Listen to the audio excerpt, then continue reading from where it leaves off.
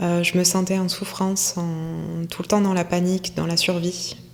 J'avais beaucoup de mal à visualiser le futur. En fait, je voyais le néant. Quand on me demandait d'imaginer mon futur, je voyais le néant en fait. Donc je n'avais pas de possibilité de m'accrocher à quoi que ce soit. Avant d'intégrer le centre, j'avais un problème au genou suite à une mauvaise réception lors d'un saut. Mais cette souffrance, en fait, cachait d'autres soucis de santé plus importants que je qualifierais de problèmes de santé modernes, tels que stress, hypertension, hyperthyroïdie, vertige, et j'en passe. Mais surtout, une grande souffrance morale liée à un manque de confiance en moi. Ma souffrance était physique et mentale. Physique parce que je souffrais jour et nuit. Et mentale parce que je ne trouvais pas une réponse que je cherchais depuis longtemps. Voilà. Il me manquait une clé, j'en avais deux. La souffrance et le manque d'amour, il me manquait la troisième clé. Et là, je tournais en rond. Je souffrais de difficultés à bien exister avec le milieu extérieur. À bien m'adapter avec le milieu extérieur. Avec les gens ou dans les environnements aussi, principalement. Là, ce qui me vient en tête, c'est surtout dans les magasins. Il fallait vite les courses, fallait qu'elles soient vite faites. Ouais. La lumière, les gens, une forme de système qui convenait pas, qui faisait que on avait juste envie de partir du magasin, que les courses soient faites vite. Je pense qu'il n'était pas reconnu dans son identité. Il y avait quelque chose on voyait pas vraiment qui c'était en fait. Et aujourd'hui, j'ai la quasi-certitude que ces différents mots sont liés plus ou moins à cette souffrance de manque de confiance en moi. C'était surprenant parce que en fait, des fois, je me retrouvais dans des situations où j'observais des réactions ou des comportements chez un homme adulte que j'avais jamais vu ailleurs, en fait, avant. Et là, je prenais vraiment conscience de la souffrance et du traumatisme qui vivait, quoi. Donc j'étais à la fois affectée et à la fois je me sentais des fois impuissante de ne pas pouvoir plus le soulager parce que moi aussi j'avais mes limites. Donc c'était tout le temps la panique, la terreur. Au niveau du corps, j'étais vraiment dans un état très compliqué. J'ai passé mon temps aux urgences ou chez des médecins. J'avais mon corps qui me faisait terriblement souffrir. Et en fait, j'avais pas de solution. Je ne trouvais pas de solution. Donc je suis allée voir énormément de spécialistes, que ce soit dans le médical ou dans l'accompagnement psychique. Et en fait, ça ne marchait jamais. J'avais beau faire des séances de thérapie, de suivre ce que le médecin me disait, aller dans des choses même un peu parallèles. Et en fait, j'avais pas de résultats concrets et qui duraient dans le temps. Entre ce qu'il y avait dans sa tête et ce qu'il montrait, c'était pas du tout aligné en fait. En ce qui concerne le genou, depuis l'été dernier, et la souffrance morale liée au manque de confiance en moi, je dirais depuis l'enfance. Les souvenirs les plus lointains remontent à l'enfance, c'est ça. Je pense que c'est depuis tout petit, mais je pense qu'on s'en rend pas compte. Je pense qu'on s'en rend. Moi, je m'en suis rendu compte plus tard, à l'âge adulte. Enfant, je pense pas que je me rendais compte de difficultés particulières. Je pense qu'on a peut-être plus de capacité de s'adapter enfant à un système où on était dirigé dans un système et on y allait et puis on se posait pas de questions, mais après, à l'âge adulte, dans d'autres circonstances, je pense que ça se réveille peut-être à un certain moment de vie et on commence à se poser les questions de qu'est-ce qu'on peut faire pour aller bien à tous les niveaux, à différents secteurs de sa vie, quoi. Alors pour moi, c'était beaucoup en lien avec son enfance, avec sa différence déjà depuis tout petit dans sa sensibilité et dans un fonctionnement différent déjà de son cerveau avec sa dyslexie, avec l'absence de sa maman dans un côté rassurant, ça l'a mis très très rapidement dans un état de stress précoce, de pas être comme les autres. Et la souffrance physique, c'est 30 ans au moins. Mentale, au final, je trouve que c'est depuis toujours. Parce que j'avais pas ma place, j'étais pas à ma place surtout. Et c'est des prises de conscience, un travail sur moi depuis 1998. Voilà. Ça a démarré avec une prise de conscience suite à un stage, une formation d'accompagnement en fin de vie. Parce que j'étais aide-soignante, donc c'était une formation interne à l'hôpital. Et la psychologue nous a mis face à nous-mêmes. Voilà. Et là, ça a été le démarrage de tout. Elle nous a posé une question. Il fallait qu'on ait un mot pour résumer notre enfance. Ce qui est sorti, c'est néant. Depuis l'enfance. J'ai commencé les problèmes physiques très très tôt. Sauf qu'à l'époque, on n'était pas autant ouvert sur le corps et la psychologie, le lien entre le corps et l'esprit, on va dire. J'ai été accompagnée vers des psychologues, vers des médecins, et en fait, ça a empiré la chose. Mais depuis toute petite, depuis d'aussi loin que je me souvienne, j'ai eu des soucis, et je me suis sentie très vite comme le problème en fait à régler, que ce soit au niveau médical ou au niveau psychique. Je me suis sentie tellement différente des autres qu'il y a eu un gouffre vraiment qui s'est mis, et je me suis sentie en permanence la problématique. Mais avant, c'est vrai que c'était... Peut-être qu'on se posait même pas la question, en fait, de s'il y avait quelque chose à faire ou pas. Elle m'a dit de changer, parce que c'était trop fort. J'ai remis néant. Voilà. Et de là est partie toute mon histoire et toute ma prise de conscience et tout mon travail personnel. Voilà. Avec des pauses, forcément, des temps de récupération, des rencontres. Toujours quelqu'un sur ma route pour me montrer où aller. Voilà. J'ai pris, j'ai pas pris. Mais voilà. J'ai reçu de là-haut sans comprendre des choses que je peux expliquer, mais à l'époque, je pouvais les expliquer, mais sans les comprendre. Du coup, ça a mis 30 ans de plus, ou pas loin, 25 ans. Voilà. Et là, je suis en train d'aboutir sur cette quête, qui continuera après, mais bon, là, c'est un beau moment de sérénité qui est en train d'arriver, quoi. Voilà. Moi, j'étais responsable, en fait. Je pensais que c'était de ma faute, que j'étais pas capable, que j'étais sans volonté, sans personnalité. Et j'avais un jugement très très dur vis-à-vis de moi-même. J'avais très peu d'estime de moi.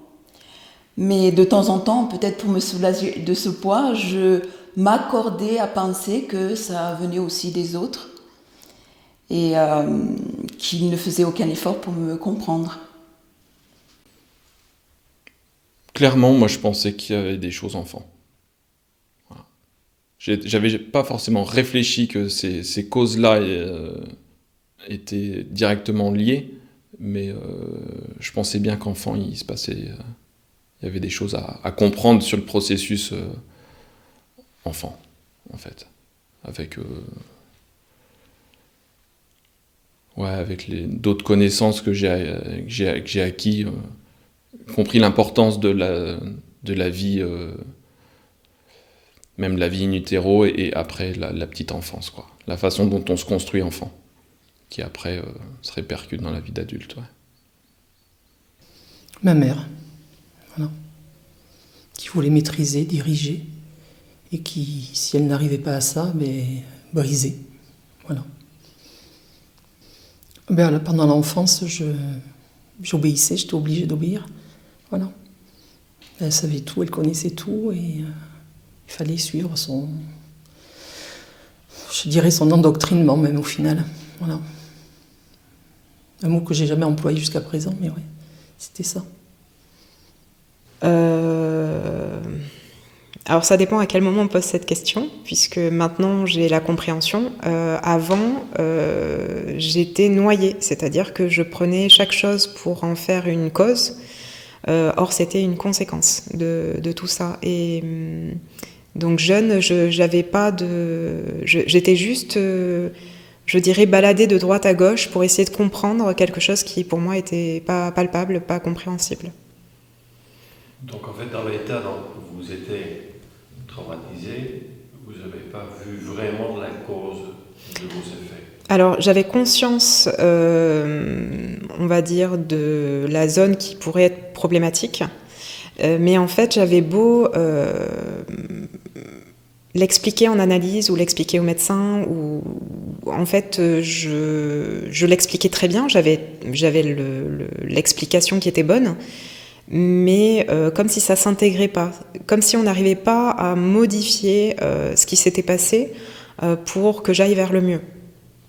J'avais très peu de vie sociale pour me préserver, pour éviter de rajouter de la souffrance à la souffrance. Vivre un peu enfermé en fait, enfin pas complètement, mais c'était la manière que j'ai trouvée pour me protéger. Et plus j'avançais dans l'âge, plus cette souffrance augmentait. Parce que bon, quand on grandit, on est supposé être forte et c'était pas mon cas. Donc tant que j'étais jeune, laisser paraître ma faiblesse, ça passait. Mais à l'âge adulte, ça devenait compliqué. Donc pour avoir une vie à peu près normale, je jouais comme un rôle en fait. Je prenais sur moi, mais au fond de moi, en fait, c'était épouvantable. J'entendais des cris silencieux que je n'entendais que moi. Il n'y avait que moi qui les entendais. Je traversais comme des tempêtes, voire des tsunamis, suivant les situations. Et c'était épouvantable et épuisant. C'est comme si j'avais pas de maturité, donc c'était dur à vivre et à accepter. Inconsciemment, tu t'organises pour pas être mis en difficulté certaines fois. Pour justement dire, là, je peux pas les mettre dans cette position-là ou dans ces événements-là, parce que ça va être compliqué pour moi. Que ça soit la foule, des fois, que ça soit... des fois peut-être s'isoler à un certain moment, parce que tu supportes pas, les gens, le bruit, la foule. Et c'est une part limitante. Tu t'organises parce que tu sais que peut-être potentiellement tu vas être mis en difficulté. Mais c'est tellement fait d'une façon habituelle qu'on a besoin de nous le faire remarquer après qu'on met cette stratégie de vie en place en fait. Avant, on n'en est pas forcément conscient parce qu'on fonctionne dans notre schéma et on pense que c'est le schéma classique, mais il y a d'autres, on peut le voir différemment, quoi, avec le recul. C'est en ébullition, tout le temps. Voilà. À 7-8 ans, j'ai su qu'on ne prendrait jamais mon esprit. Pourquoi, je ne sais pas, mais c'est à cette période-là. Et bon, après j'ai vécu des choses apparemment assez difficiles, voire traumatisantes. Et je les ai vécues sans comprendre. Et apparemment, j'en ai pas souvenir, ou pas beaucoup de souvenirs, quoi. Même sous hypnose profonde, c'est pas sorti. Il y a eu des doublements, je pense, aussi de la personnalité à un moment. Est-ce que vous se sentez emprisonné ? Aujourd'hui, je peux dire oui, que je l'étais. Ouais. Et à l'époque, vous ne preniez pas conscience de cet emprisonnement ? Mais c'était en ébullition, j'avais toujours l'air d'être en guerre après quelque chose, et pas être à ma place, donc voilà. Alors ça a été très insidieux puisque c'est venu par le corps physique, c'est venu par le mental. J'avais la sensation en fait qu'une personne à côté de moi avait une vie normale et pouvait faire face en fait à tout ce qui se passait dans sa vie. Moi, c'était l'effondrement à chaque chose. Je me sentais vraiment mise en danger en permanence, que ce soit sur la vie quotidienne, que ce soit dans la vie familiale, dans la vie professionnelle. Et j'avais beaucoup de mal à avoir une vie classique, en fait, on va dire. Par cette comparaison en permanence avec les autres. Avec cette comparaison, et puis le fait que moi, je me sentais mal tout le temps, en fait. Donc, j'avais rien qui pouvait m'aider, on va dire, à comprendre déjà ce qui se passait, à comprendre que j'étais pas la problématique. Et que la problématique, elle est aussi à l'extérieur. Et moi, pour moi, la problématique, c'était moi. Le dernier que j'ai eu, oui. Il a été à mon écoute, il m'a entendu. Donc ça a duré 5 ans, là, parce qu'il vient de prendre sa retraite. Sinon, avant, non. Du tout. Du tout, du tout. Non. En fait, elle m'a aidée quand je rencontrais des praticiens médicaux qui étaient dans le côté humanité. C'est-à-dire qui m'accompagnait, on va dire, plutôt psychologiquement, avec une aide, quelqu'un sur qui je pouvais compter. Là, oui, ça m'aidait quand je rencontrais l'humain, en fait. Mais au niveau médical, ils ont essayé de bien faire, c'est-à-dire qu'ils m'ont mis des traitements pour enlever on va dire, les effets au niveau du corps. Mais en fait, ça a redoublé en intensité puisque c'était pas apparemment la bonne méthode puisque je faisais des réactions aux médicaments. Donc j'avais un corps qui était hypersensible, un psychique qui était hypersensible, ce qui fait qu'au moindre changement, même au niveau des molécules en fait utilisées dans les médicaments, c'était compliqué pour moi après. Donc en fait c'était compliqué avant, je prenais les molécules et c'était encore plus compliqué après. Et même les médecins, il y avait une errance médicale parce qu'ils ne comprenaient pas pourquoi je faisais des réactions comme ça en permanence aux médicaments, à la chimie. Et donc tous ceux qui ont voulu bien faire en m'aidant au niveau médical se sont retrouvés devant quelqu'un en face de qui ils n'avaient pas de solution en fait.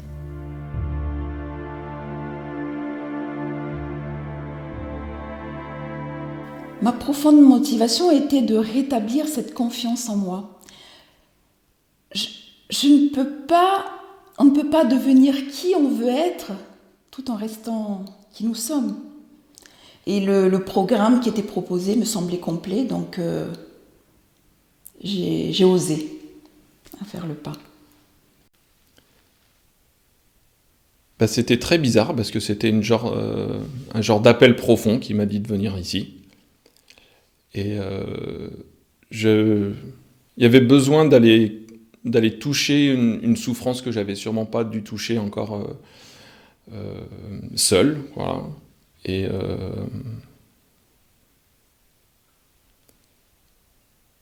la motivation profonde, c'est le travail sur soi, je pense quand même, d'essayer d'aller bien et de se dire, je sens que j'ai quelque chose à faire, à comprendre, quelque chose qui va m'aider à grandir, à évoluer, voilà. Mais c'était surtout un appel profond qui dit il faut que tu ailles comprendre quelque chose sur toi.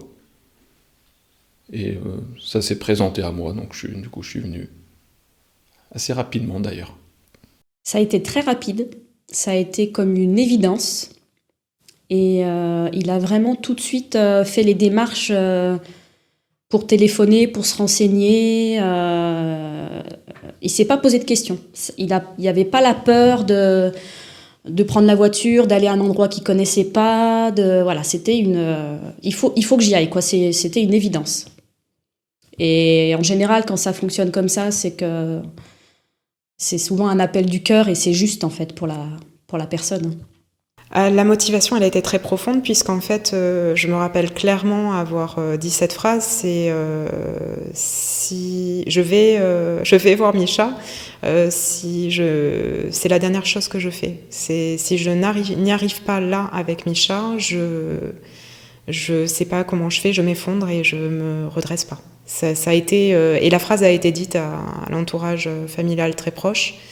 C'était vraiment la dernière chance, c'était la dernière solution, on va dire.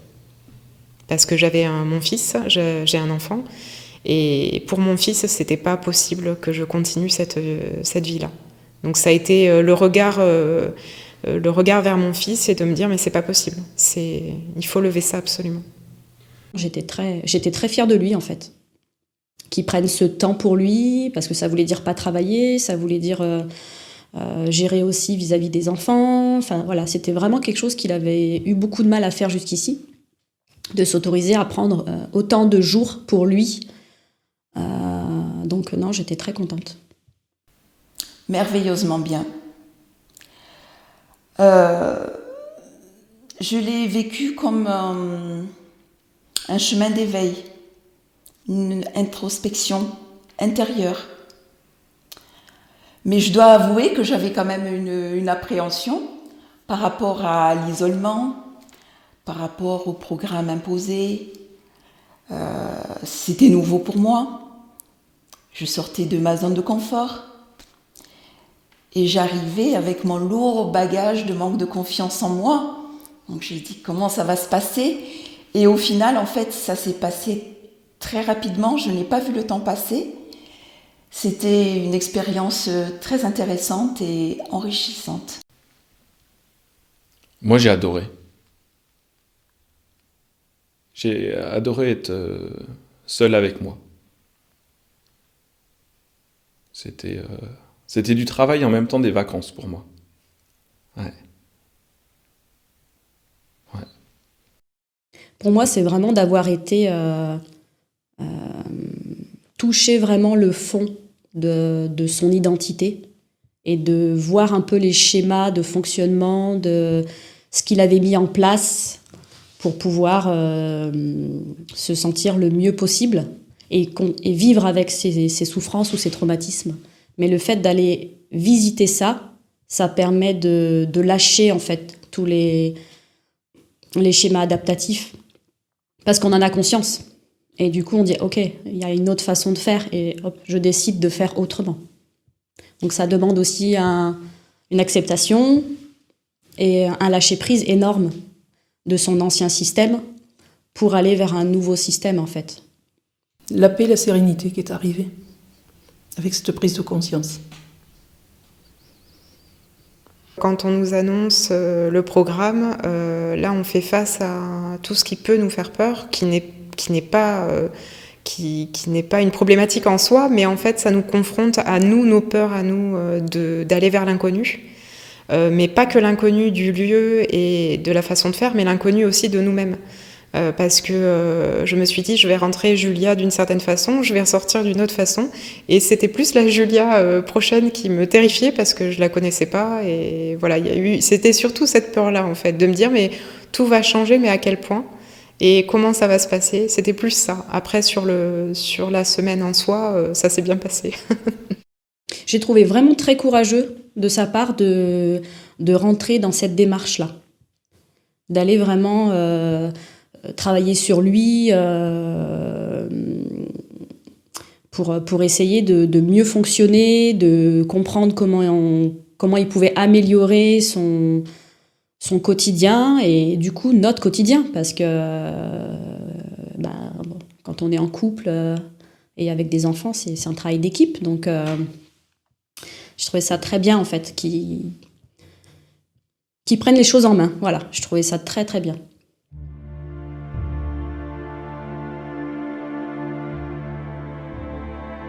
J'ai plus de confiance en moi, plus d'assurance. Je me sens libérée. J'ai retrouvé la joie de vivre. Le fait de comprendre la cause de ma souffrance, en quelque sorte, ça a été libérateur.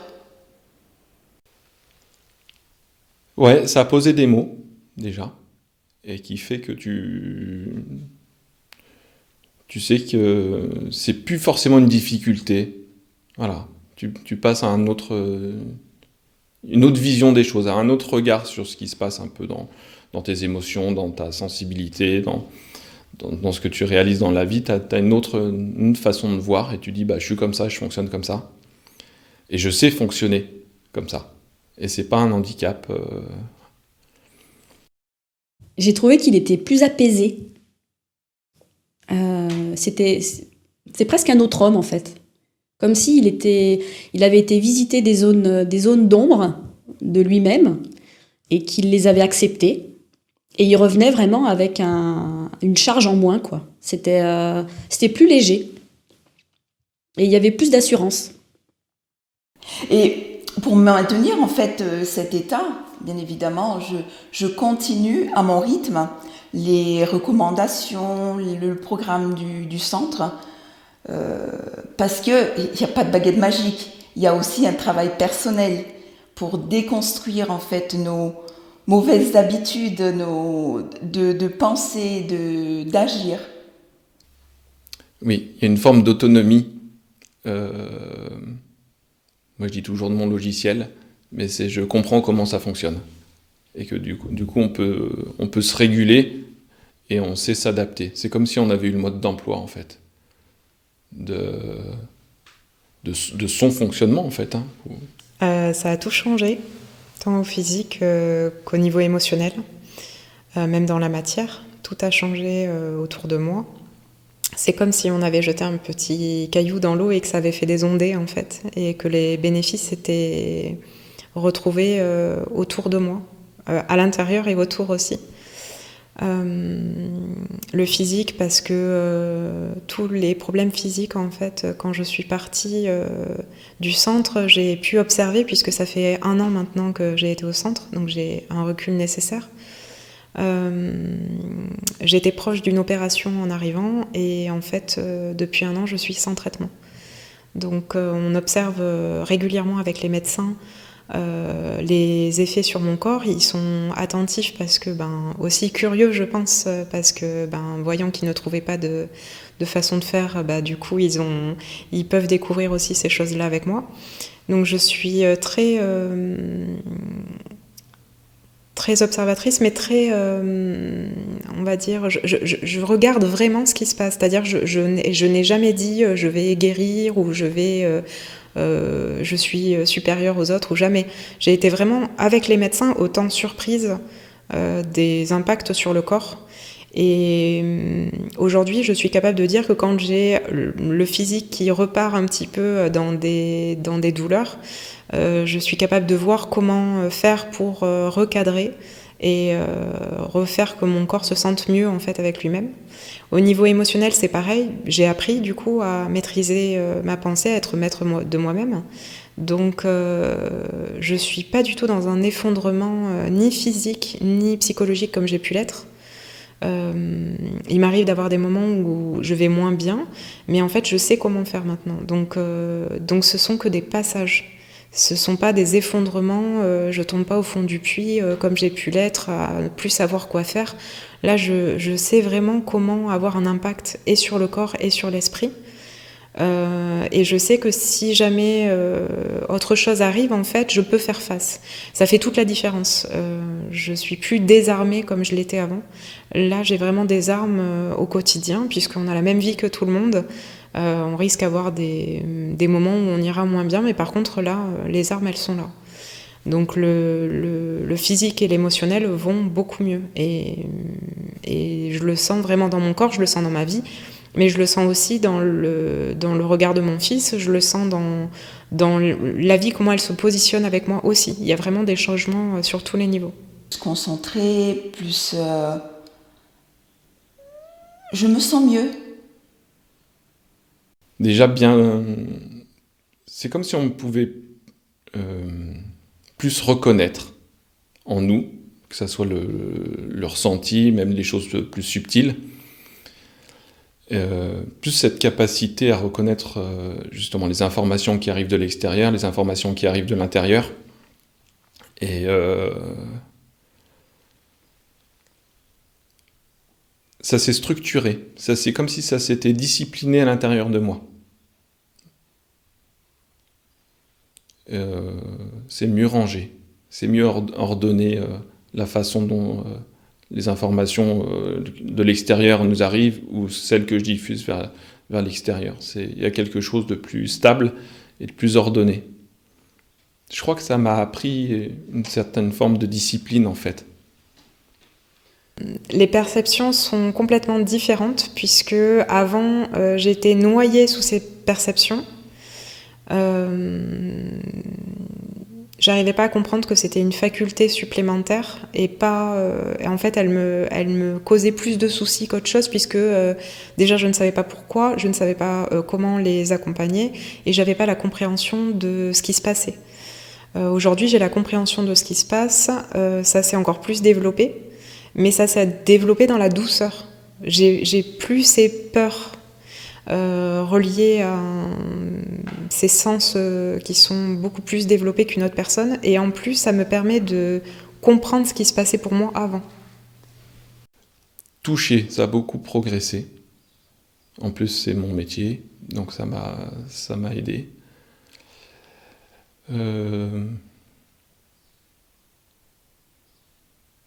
Et même peut-être plus de ressenti des situations, l'atmosphère.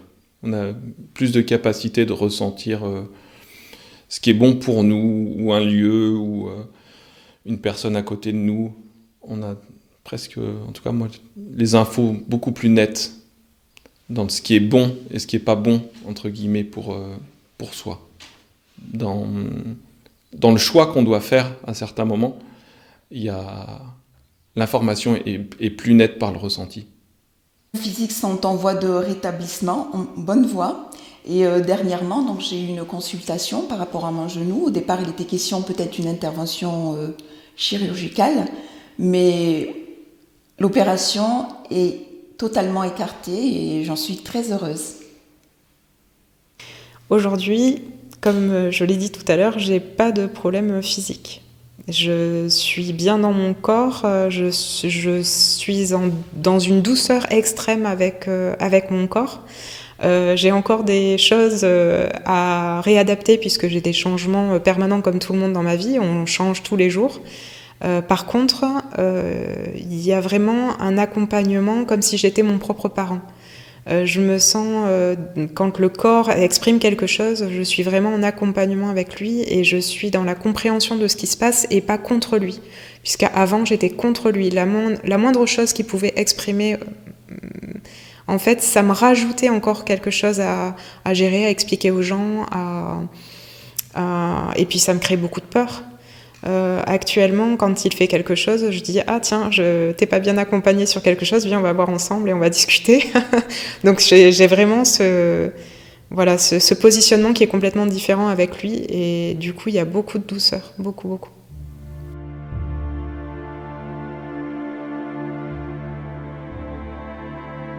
Mon compagnon était très surpris en fait de constater mon état de sérénité, de calme. Et il m'a même avoué d'avoir été un peu perturbé. Et je comprends maintenant pourquoi il a fait quelques tests en fait en arrivant pour me faire réagir. Bon, ça s'est bien passé. Et après, d'autres personnes à qui je n'ai pas spécialement informé la démarche que j'ai effectuée trouvent que je suis transformée, lumineuse, que j'ai la pêche, que j'ai minci. Et c'était très encourageant d'entendre tout ça, surtout de la part des gens qui n'étaient pas au courant en fait de ma démarche. Je ne sais pas si on me l'a exprimé nettement, mais au long cours, oui. Au début, j'ai pas le souvenir qu'on m'a dit que j'ai radicalement changé. Au long cours, je pense que l'extérieur doit voir qu'il y a quelque chose de différent. Il est plus présent, il est plus apte à prendre les choses en main dans le quotidien. Pour moi, il y a plus de sécurité, je peux plus me compter sur lui. Il est plus homme, en fait. Il est plus responsable. Et même s'il y a des moments donnés, c'est compliqué de faire certaines choses, il arrive à se dire « Ok, ça c'est mon ancien système, je vais aller au-delà » et il arrive vraiment à prendre les choses en main, malgré les perceptions qu'il peut avoir à tout moment, en fait, parce que son cerveau s'arrête jamais, en fait. Oui, oui, oui. Mes enfants, oui, énormément. Après, tout le monde n'adhère pas à ce que je suis aussi, à ce que je fais. Mais bon, ils voient le changement, oui, et l'évolution. Ils sont contents. Alors, à mon retour, il y a eu beaucoup d'étonnement, puisque entre la Julia traumatisée et la Julia vraiment libérée de ça, c'est pas du tout la même personne, hein. Même sur les photos, ça se voit, sur le comportement, ça se voit. Donc il y a eu beaucoup de surprises, beaucoup de questionnements. Déjà rien que physiquement ça se voyait, donc l'intégrité n'est pas la même avec un traumatisme et sans le traumatisme, donc on dégage pas du tout la même chose, on dégage pas la même énergie, pas la même intensité, et surtout on récupère notre intégrité.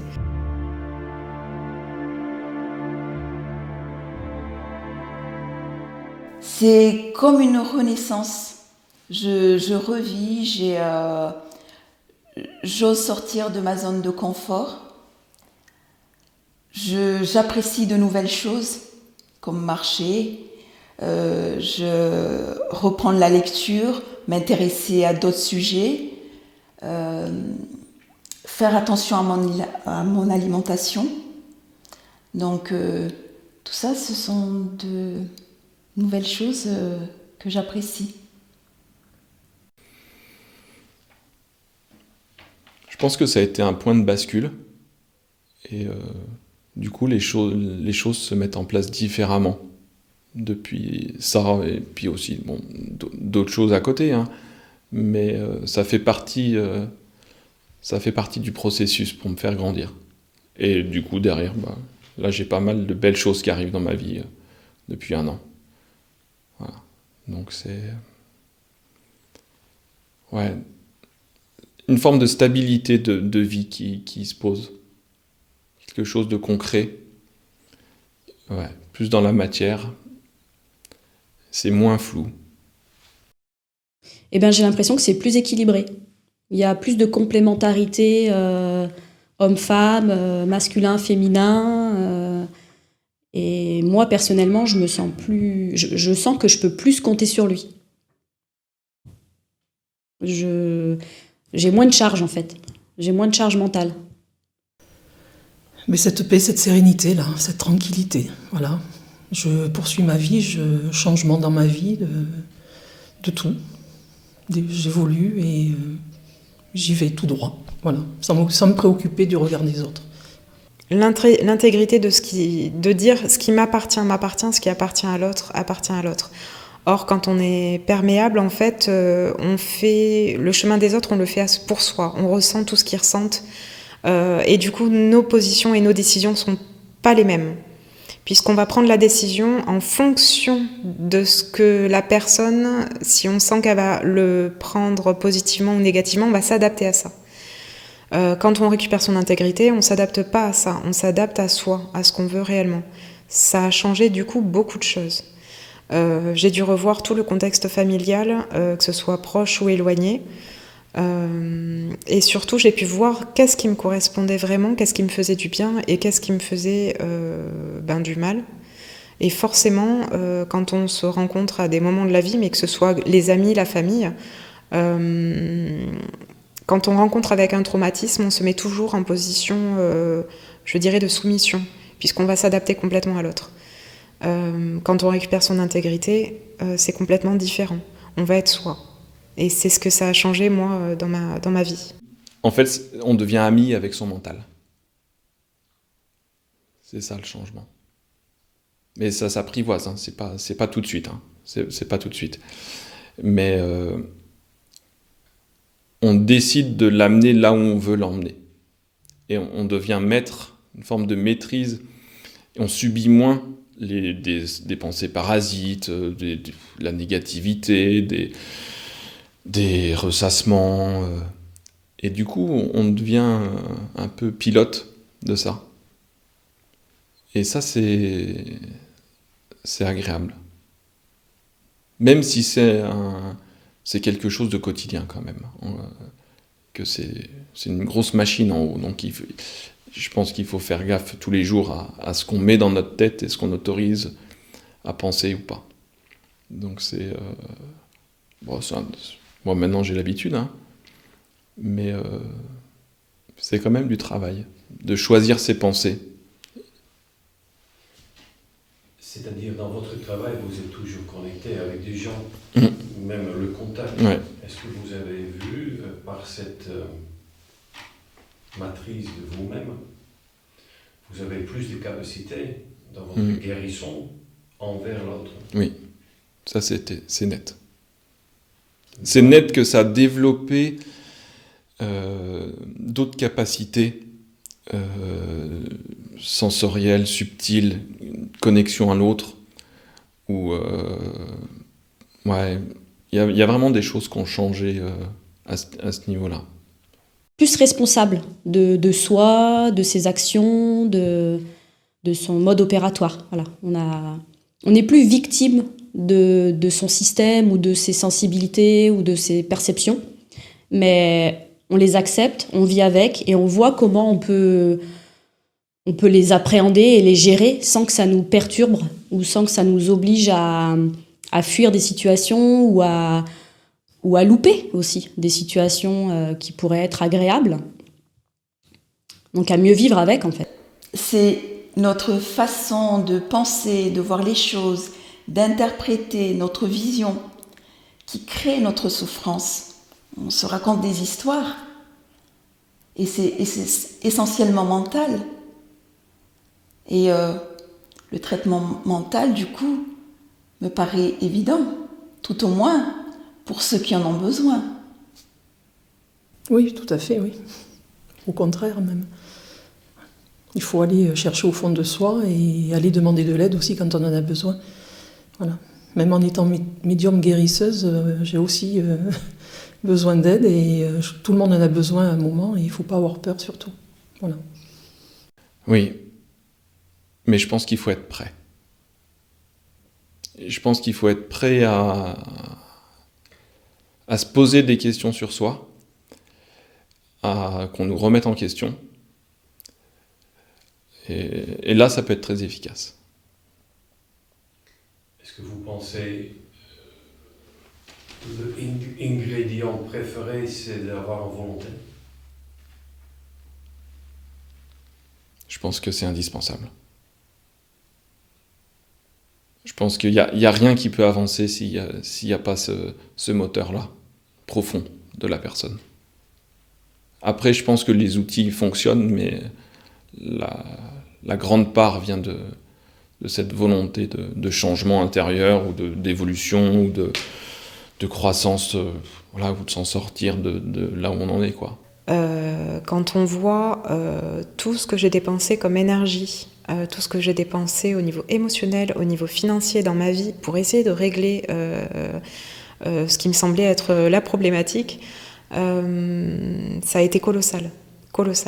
À mon sens, il ne faut pas négliger les thérapies douces, car en traitant la cause, elles jouent aussi un rôle très important dans le rétablissement durable du mieux-être et en prévention également, et pour les plus sceptiques, en complément de la médecine traditionnelle.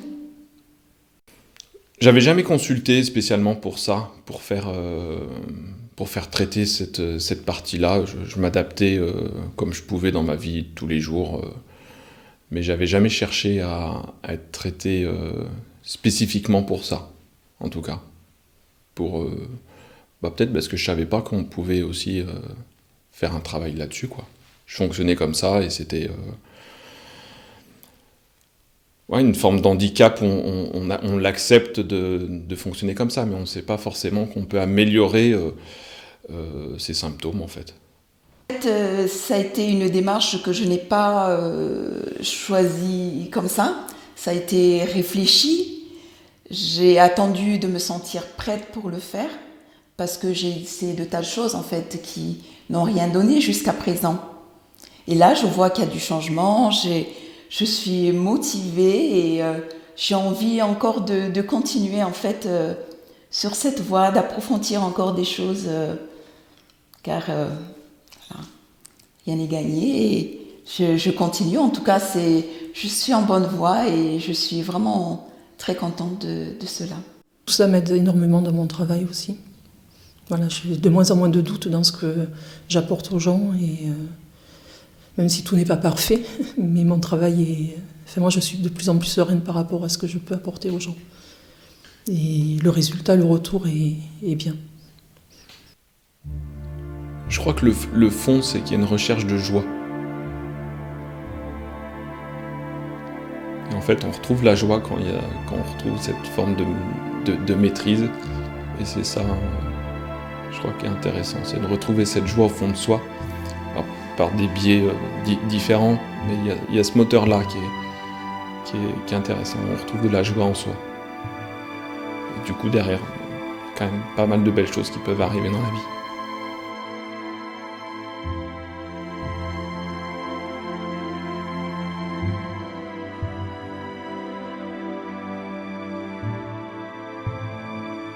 Ben moi, ce que je voudrais rajouter, c'est que vraiment pour faire ce processus d'introspection, ça demande beaucoup de courage. Et je pense qu'il faut vraiment arriver à un certain degré aussi de souffrance pour dire j'en peux plus et là j'ai vraiment besoin d'aller visiter autre chose, quoi. Mais ça demande vraiment de passer par une introspection qui peut être très douloureuse. Donc ça demande beaucoup de courage. Et en effet, je pense que le fait que la famille proche ou l'accompagnant, il faut quand même qu'il soit aussi ouvert à ça. Parce que la solitude que ça peut procurer chez la personne qui fait cette démarche, il faut être là quand même pour lui, quoi. Ou pour elle, enfin. Que je sais par où elle passe. Je sais ce qu'elle est en train de vivre, je sais les douleurs psychologiques, physiques, l'incompréhension. Je ressens tout ce qui peut la percuter en ce moment. Cette solitude profonde qu'elle ressent tous les jours, cette incompréhension de sa famille, de son entourage, même de la société. C'est quelque chose qui... Sans l'avoir vécu, je pense qu'on ne peut pas se rendre compte, l'extérieur ne se rend pas compte à quel point on est dans un puits sans fond. On a des gens qui essaient d'envoyer des cordes, je disais souvent, mais je vois les gens qui viennent à moi et qui envoient des cordes, sauf qu'on n'arrive pas à l'attraper. Et on n'a pas de solution, vraiment. Et on a l'impression que toute sa vie, on va être dans cet état-là. Donc si j'avais quelque chose à dire à la personne qui est dans cet état-là, c'est... d'avoir confiance. Si cette vidéo arrive sur son chemin, si Misha arrive sur son chemin, en fait, c'est que vraiment, elle a quelque chose à faire avec ça et qu'il faut qu'elle y aille en toute confiance. Et je dirais qu'elle va passer de la peur à la confiance et de la confiance à la clé d'elle-même. Et c'est ce qui me semble être le plus indispensable, en fait, c'est ce passage-là, de ne pas rester dans les peurs.